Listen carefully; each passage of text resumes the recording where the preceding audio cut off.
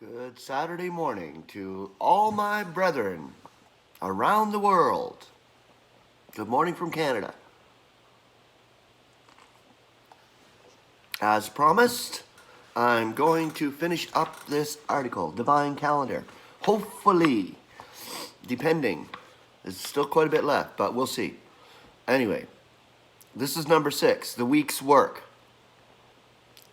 From the chaos of the first earth, Genesis 1:2, until its readjustment, Genesis 2:2, where were 7 days, a week's work. This is not a record of creation, but of the readjustment of the chaos for the following eon. There are 3 distinct creations recorded in the first chapter of Genesis. Each was perfect, as all God's creations perforce must be. The first included the heavens and the earth. Isaiah tells us, Isaiah 45:18, that the earth was not created without form or vein. It became so through Satan's interference. The 6 days' work was occupied principally with making it fit to be inhabited again. This was a material creation. The next creation was on the 5th day. Living souls are created in the waters and in the air. The third creation was humanity, in the image of God. The bulk of subsequent revelation deals with man's readjustment after Satan had contrived his overthrow, just as the six days dealt with the restoration of the earth. 7 periods or days in the moral history of mankind, each commencing with an evening and ending with a morning, corresponding to the week's work demanded for the material restoration of the earth. The material is a parable of the moral. Each of the divine activities on the 6 days pictures the work of a period of Earth's history. 6, by the way, is the number of man. It is a delight to thus trace God's handiwork and find the program, as it were, all laid down at the very start. While 12 administrations aptly divide the dial of the economies, these must be kept quite distinct from this series, which is concerned not with the divine administrations, but with the work of restoring fallen man. We constantly make such distinctions as these in daily life. We date our documents from the month in which they are drawn up, but we have enough of the meaning of the Hebrew 7, work in a week. We stop the 7th day. In nature, the musical scale and color spectrum are satisfied with 7. That's perfection, 7. And throughout Scripture, work is usually accomplished in 7 steps. Israel at Jericho and the judgments of the apocalypse are well-known examples. 7 trumpets, 7 thunders, 7 bowls, 7, 7, 7, 7, 7, 7, 7, 7. That is actually perfection. Or readjustment, setting things right. Number 7. Okay, I'm going to go into the days here of the week. The 1st, 2nd, 3rd, 4th, 5th, 6th, 7th. Okay, so on the first day, light is made first, not heavenly light, but earthly. It may not need faith for some to accept the fact of light on earth before sun or moon. But moral counterpart is easily comprehended. Before God revealed himself from heaven, he had written righteousness upon men's hearts, so that their conscience testified as to what was right or wrong. This period begins with the judgment of Adam and coincides with the economy of conscience. The 2nd day, like the 5th day, its sphere is the waters and the expanse. The waters above are separated from those beneath the heavens. During the economy of conscience, the light of nature is replaced by the knowledge of evil, which spread to such an extent that mankind had to be destroyed by the deluge. The 3rd day, this is marked by the separation of the waters from the land and by the seed. Fit picture of the dispersion at Babel, when all the nations were disposed according to the number of the sons of Israel. Then Abraham emerges, and the land is given him and the seed promised. Thus, from the very beginning to the end of Revelation, the waters denote peoples and multitudes and nations and tongues. Unveiling chapter 17, verse 15. So the water was considered that. So as the sand of the sea or the water, peoples, peopling the earth. Israel is the only stable foothold in all the earth. Although in their present condition, scattered among the nations, they are like a mountain cast into the sea. Matthew chapter 21, verse 21. I think my nose is okay today. I don't know. I took my allergy medicine. It seems to like come back and forth. Okay, the fourth day. Like the first, this day records the introduction of light. But now the light is not in the earth, but over it. Deposited in heavenly light bearers, the sun and the moon and the stars, are first seen upon the earth. Just so in the administration of the law and in Messiah's and the apostles' ministry. The law was like the cold, lifeless, reflected light of the moon. Christ's presence was like the sun. He was the light of the world. The apostles were like stars. 12 stars crown. The sun closed, and the moon is beneath the feet of the woman. Israel, the woman Israel. Unveiling chapter 12, verse 1. The fifth day. As the fourth day corresponds with the first day, so the fifth day corresponds with the second day. Both concern the waters and the heavens. Now, however, it is life in the waters and in the heavens. We have seen how the nations are pictured by the waters, and Israel by the land, after Peter tells the apostles and the elders of the reception of the gospel by the nations, and Paul and Barnabas declare what signs and wonders God had wrought among the nations through them. James recalls the fact that when Israel is restored, there will be nations upon whom his name is called. Amos chapter 9, verse 12. Showing that some of the nations of that day will have believed previous to Israel's restoration. Is not this the life in the waters? And this life was the subject of prophecy. Isaiah speaks concerning him. A slight thing is it for you to become my servant, to raise up the tribes of Jacob, and the dispersed of Israel to restore. Behold, I give you also for the light to the nations, to become my salvation unto the ends of the earth. Isaiah 49, 6. And moreover, the nations under Paul's early ministry, received spiritual life. The dove is the type of the Holy Spirit, even as the other birds of the air represent evil spirits. So that spiritual life is most aptly represented by life in the air, which was a part of the fifth day's work. Excuse me.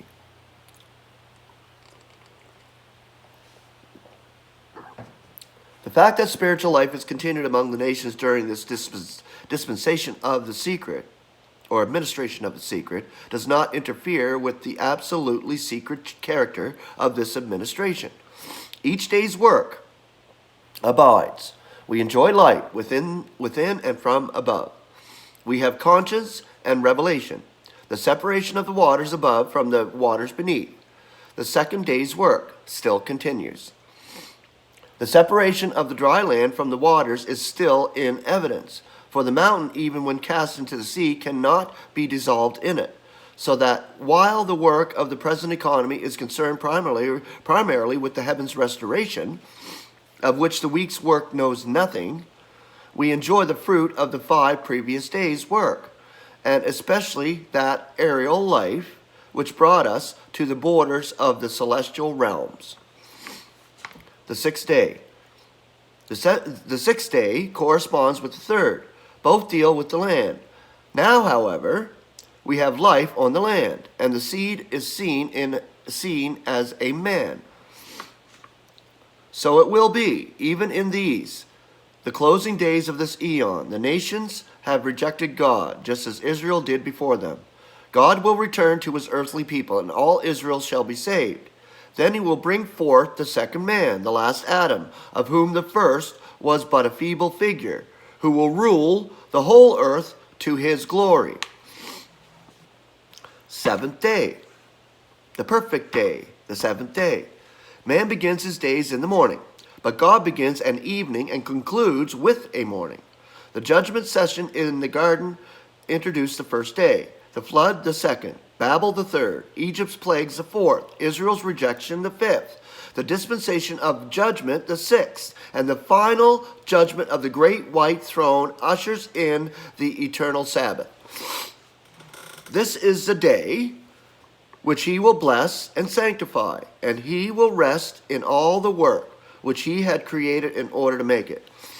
Each item of earth's restoration calls forth God's approval, but the heavenly firmament called forth no such condemnation. Genesis chapter 1, verse 7. But at the last, when we displace Satan's sovereignty in the heavenly regions, then all will it be indeed very good. Okay, I'm going to go into the four. This is number 7. The four great monarchies. Monarchies. I don't know how to say that. Monarchies. During 10 administrations, man's responsibility to God is tested. He is dealt with upon 4 distinct principles. These are sin, law, grace, and justice. The last 3 are divine interpositions. The first was the immediate result of Adam's offense, and that is sin. Sin reigned by death from Adam to Moses. Romans chapter 5, verse 14 and 21. Adam's spiritual life consisted in the presence and favor of Yahweh. When he left the earth and ascended to the heavens, man became insensible to his existence. They were not ruled by his eye, but rather by the fact of his absence. This is death. Nothing can possibly be done apart from his presence and favor. So they were subject to lawlessness, which is sin. It tyrannized over them by virtue of the presence of death. Law came alongside, being given only to the nation of Israel. The other nations still continued under sin's sway, but law gave no real relief. It rather strengthened sin's hold even upon the chosen people. Romans 5:20. Grace. Then came grace in Christ. The realm of sin was in the darkness of death. The reign of grace is in the light and life through Jesus Christ, our Master. Oh, come on, those. Sin gained the throne through one man, Adam. Just so grace was enthroned by the one man, Messiah. Sin extended to every son of Adam. Grace does the same. In scope and extent, completely covers sin. But sin's abundance only tempted a superabundance of grace now. Grace reigns. Not law, not sin, but pure, undiluted, unmixed, matchless grace. It reigns now. The tyrant sin can no longer keep the sinner from his presence. The law no longer stands sin's sentinel. They have slain their thousands. Grace grants life to tens of thousands. Grace alone rises to the heights of heaven and seats its favorites upon the universal throne. Justice. But when God's favor is finally refused, nothing remains but justice. And until the bitter fruits of sin are destroyed, justice is spelled judgment. This is the fourth and final monarch on the earth. When his judgments are in the earth, the inhabitants will learn righteousness. Then will he set up his kingdom in the earth. And his name in that day will be Yahweh, our righteousness. Or, I'm going to show you this because I can't pronounce it, but I'll show you this word here. It's right there. Yahweh, whatever. Right there. But it means Yahweh, our righteousness. The 3 days. 3 radically distinct periods follow the sin of man. First, man himself is given a free hand to see what he can do. So-called freehand. This is man's day. It is brought to a close when Yahweh the subjector or the Lord of Israel takes matters into his own hands. That will be the Lord's day. His efforts is perfect in itself, but only serves to emphasize man's utter depravity. Then all is dissolved and created anew. This will be the day of God. Man's day. The 3 days. That explains the 3 days, so I'm going to go into the 3 days here. Man's day. The Corinthians walked in line with humanity. 1 Corinthians 3:3, as men. And not only so, but they were applying man's standards to the apostles' work. But he thought it a very small matter to come under their investigation or under that which obtains during man's day. 1 Corinthians 4:3, man's judgment. The present, then, is man's day. A little reflection will turn this truth into a searchlight by which we may discern the true features of the dark scene around us. It is not God's day now, nor Yahweh's day. It is man's day. In order that this be so, God must restrain his hand. He cannot interfere without changing the character of the day. Man must have a show to see what he can do without God. He may form an alliance with Satan and the unseen powers of darkness, but he does not want God. Man wants happiness, but it must be apart from the Blessed One. Man, know thyself is the motto of the scholar. And they will not rest until they have, with Satan's help, crystallized the divinity which they claim indwells them. We know God and bless him and worship him alone. But man's day will ripen into the worship of man, of a man, and the utter repudiation of God and his Christ. Yahweh's day. When man has reached the height of his iniquity, Yahweh comes on the scene. He is the God of Israel. Man's false god and his prophet are cast alive into the lake of fire, which is the second death. But for them it is not the second death. The false god and the prophet, they will be cast alive. His governments are overturned, his works destroyed. During man's day, it was repugnant to God's glory, for righteousness and happiness to crown man's efforts. But now Yahweh blesses his people, Israel, and all the other nations through them. Even such blessed environments do not change the human heart. So that the coming of the day of God finds Satan once more at the head of a host of human dupes, only to be summarily consumed. Done. Fire. Fire from above. That'll happen. Pretty much instant. The day of God. This ushers in the day in which God and not man will be supreme. It will be the reflection of his perfect will. Mankind will have learned that its own way is its own woe, and his own way its only weal. In Yahweh's day, he interposed Israel, the priest nation between them and himself. But now they excel in rule and blessing.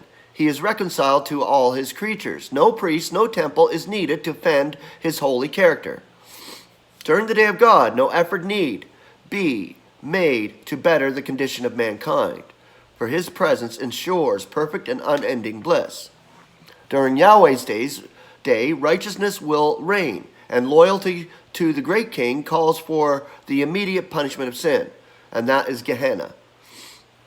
That's going to be active during that time. Yahweh's day, yes. Gehenna will be in operation. It'll burn the bodies. Get rid of the pestilence and burn the bodies. Yes, that'll happen. But death is death. Nonetheless, there's no feeling of death. It's not eternal torment. The valley of Jehoshaphat, or Gehinnom, is in the southwest of Jerusalem. It's a beautiful valley. We can go there and have a picnic today. But in Yahweh's day, it'll be back in operation as Gehenna. It'll burn the bodies of the criminals. Then, too, a perfect condition of affairs will be to his glory. But not so now. God is not in any of man's pet schemes for self-help, self-culture, self-advancement, and the elevation of the race to happiness and contentment. He would not have them either happy or content without him. He is not profited by better sanitation or purer morals, or more devout religion, so long as each advance would but deny his sentence on mankind, and flies in the face of his favor, in furnishing a real release from all that drags man down. Recreation, not reformation, is God's program now. Recreating. The primitive passed by, lo, there has come new. Recreation. Making perfect that which was flawed. Since man is having his day now, let it be the part of those who love God to refrain from aiding and abetting man in his rebellious schemes for this world's betterment. Man would make it a paradise without Yahweh if he could. The most dreadful calamity which could overtake him would be success in this world. It would thrust God out of his own creation. It would enthrone Satan. It would defeat Messiah. True loyalty to him demands that we wait for God's Son out of the heavens to be transfigured into his ineffable likeness, that we bear witness of his coming to the world, that we warn them of his heavy hand upon the very best of their endeavors. That's the end of this. That was the day of God. Right there, from the divine calendar. I hope this study was very, very helpful. It's an awesome study. Go to Concordant Publishing Concern if you would like to have it yourself, and go through it with the divine calendar. And then you'll get a better understanding of A.E Knoch's presentation of that calendar. I love you all. Have a wonderful Saturday in the Lord.